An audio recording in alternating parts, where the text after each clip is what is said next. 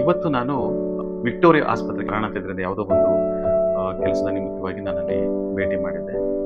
So ಅಲ್ಲಿಯ ವಾತಾವರಣವನ್ನ ನಾನು ಗಮನಿಸಿದಾಗ ಅಲ್ಲಿ ನೆಪ್ರೋ ಯೂರಾಲಜಿ ಒಂದು ಆಸ್ಪತ್ರೆ ಇದೆ. ಬಹಳ ಅದ್ಭುತವಾಗಿ ಅಲ್ಲಿ ಚಿಕಿತ್ಸೆಯನ್ನು ಕೊಡ್ತಾರೆ ವೈದ್ಯರು. ಒಳ್ಳೆ ನುರಿದಂತಹ ವೈದ್ಯರಿದ್ದಾರೆ. ಎಂತೆಂಥ ದೊಡ್ಡ ದೊಡ್ಡ ಕಾಯಿಲೆಗಳನ್ನ ಅಂದ್ರೆ ಇದು ಕಿಡ್ನಿಗೆ ಸಂಬಂಧಪಟ್ಟಂತಹ ಕಾಯಿಲೆಗಳು ಏನೇ ಇರಲಿ ಅಲ್ಲಿ ಒಳ್ಳೆಯ ಒಂದು ಚಿಕಿತ್ಸೆ ಕೊಡ್ತಾರೆ. ಬಹಳ ಚೆನ್ನಾಗಿ ಟ್ರೀಟ್ಮೆಂಟ್ ಸಿಗುತ್ತೆ. ಅಲ್ಲಿ ಬಹುತೇಕ ಜನ ಬಡವರು, ಸಾಕಷ್ಟು ಜನ ಇವತ್ತು ಕಿಡ್ನಿಗೆ ಸಂಬಂಧಪಟ್ಟಂತ ಕಾಯಿಲೆ ಸುಮಾರು 100 ಜನ ಅಲ್ಲಿ ಚಿಕಿತ್ಸೆಯನ್ನು ಪಡ್ಕೊಂಡು ಹೋಗ್ತಾ ಇರ್ತಾರೆ. ಸೊ ಇಲ್ಲಿ ನಾನು ಏನು ಇವತ್ತು ಹೇಳೋದಕ್ಕೆ ಬಂದಿದ್ದೀನಿ ಅಂತಂದ್ರೆ, ಆ ಒಂದು ನೆಪ್ರೋ ಯೂರಾಲಜಿಸ್ಟ್ ಏನು ಸಂಸ್ಥೆ ಇದೆ, ಆ ಒಂದು ಆಸ್ಪತ್ರೆಯ ಮುಂಭಾಗ ಅಂದ್ರೆ ಹೊರ ರೋಗಿಗಳಿಗೆ ಸಂಬಂಧಪಟ್ಟ ಹಾಗೆ ನಾನು ಇವತ್ತು ಮಾತಾಡಲಿಕ್ಕೆ ಬಂದಿರೋದು. ಬೆಳಿಗ್ಗೆ ಹೋಗಿ ಫೈಲನ್ನು ಇಡಬೇಕು, ಅದನ್ನ ನೋಂದಣಿ ಮಾಡಿಸ್ಬೇಕು, ಆನಂತರ ಬ್ಲಡ್ ಟೆಸ್ಟು, ಯೂರಿನ್ ಟೆಸ್ಟು, ಮತ್ತೊಂದೆಲ್ಲ ಸಾಕಷ್ಟು ಟೆಸ್ಟ್ಗಳಿರುತ್ತೆ. ಅದೆಲ್ಲ ಕೊಟ್ಟ ನಂತರ ವೈದ್ಯರನ್ನ ಭೇಟಿ ಮಾಡೋದಕ್ಕೆ ಅಲ್ಲಿ ಸಾಕಷ್ಟು ಗಂಟೆಗಟ್ಟಲೆ ಕಾಯ್ಬೇಕಾಗುತ್ತೆ.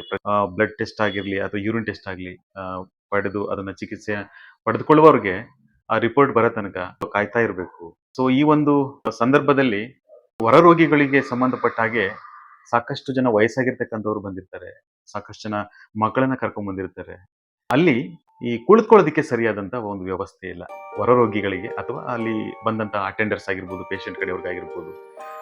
ಹೊರಭಾಗದಲ್ಲಿ ಕುತ್ಕೊಳ್ಳೋದಿಕ್ಕೆ ಸರಿಯಾದಂತ ಒಂದು ವ್ಯವಸ್ಥೆ ಇಲ್ಲ. ಅಲ್ಲಿ ಸಾಕಷ್ಟು ಎಲ್ಲೋ ಕೆಲವರು ಯೂರಿನ್ ಪಾಸ್ ಮಾಡಿರ್ತಾರೆ, ಯಾರೋ ಇನ್ಯಾರೋ ಉಗ್ತಿರ್ತಾರೆ, ಸಾಕಷ್ಟು ಗಲೀಜಿರ್ತದೆ. ಸೊ ಇಂಥ ಒಂದು ವಾತಾವರಣದಲ್ಲಿ ಆಸ್ಪತ್ರೆಯ ಮುಂಭಾಗದ ವಾತಾವರಣ ಏನಿದೆ, ಸಾಕಷ್ಟು ಅಲ್ಲಿ ಬಂದಿರತಕ್ಕಂಥವ್ರು ನೊಂದಿರ್ತಾರೆ, ಬಡವರು ಇರ್ತಾರೆ, ಅವರಿಗೆ ಆರ್ಥಿಕ ಸಮಸ್ಯೆ ಇರ್ತದೆ, ದೈಹಿಕವಾಗಿ ಮತ್ತು ಮಾನಸಿಕವಾಗಿ ನೊಂದಿರ್ತಾರೆ. ಸಾಕಷ್ಟು ಬೇರೆ ಬೇರೆ ಕಡೆ ಜಿಲ್ಲೆಗಳಿಂದ, ಬೇರೆ ಬೇರೆ ಊರುಗಳಿಂದ, ಹಳ್ಳಿಗಳಿಂದೆಲ್ಲ ಸಾಕಷ್ಟು ಜನ ಬಂದಿರ್ತಾರೆ.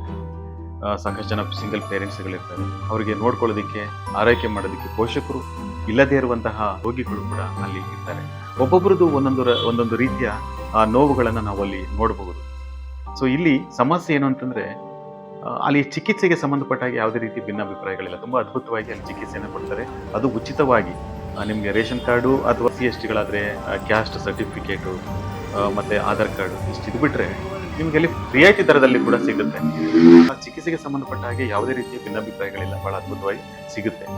ಆದರೆ ಅಲ್ಲಿ ಹೊರ ರೋಗಿಗಳಿಗೆ ಅಥವಾ ಪೇಷಂಟ್ಸ್ಗಳಿಗೆ, ಅವರ ಒಂದು ಅಟೆಂಡರ್ಸ್ಗಳಿಗೆ ಹೊರಭಾಗದಲ್ಲಿ ಕುಳಿತುಕೊಳ್ಳೋದಿಕ್ಕೆ ಸುಮಾರು ಗಂಟೆಗಟ್ಟಲೆ ನಿಂತ್ಕೋಬೇಕಾಗುತ್ತೆ. ಎಲ್ಲೋ ಬೀದಿನಲ್ಲಿ ಕೂತ್ಕೊಳ್ತಾರೆ, ಎಲ್ಲೋ ಗಲೀಜಿರ್ತಕ್ಕಂಥ ಜಾಗದಲ್ಲಿ ಕೂತ್ಕೊಳ್ತಾರೆ, ಎಲ್ಲೆಲ್ಲೋ ಉಗಿತಾರೆ, ಕೆಲವು ಕಡೆ ಯೂರಿನ್ ಎಲ್ಲ ಪಾಸ್ ಮಾಡಿದ್ದಾರೆ. ಸೊ ಇಂಥ ಒಂದು ವ್ಯವಸ್ಥೆಯನ್ನು ನೋಡ್ತಾ ಇದ್ರೆ ಅಲ್ಲಿ ತುಂಬ ಬೇಸರ ಆಗುತ್ತೆ. ಏನು ಆ ಒಂದು ಆಸ್ಪತ್ರೆಯ ವಾತಾವರಣ, ಹೊರಭಾಗದ ಆ ವಾತಾವರಣ ಭಾಳ ಒಂಥರ ಗಲೀಜಂತ ಅನಿಸುತ್ತೆ. ನಿಜಕ್ಕೂ ಭಾಳ ಬೇಸರ ಅನಿಸುತ್ತೆ.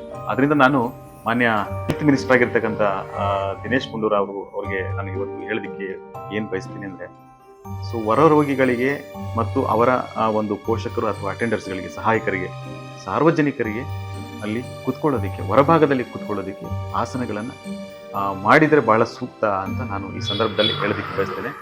ನಮಸ್ಕಾರ.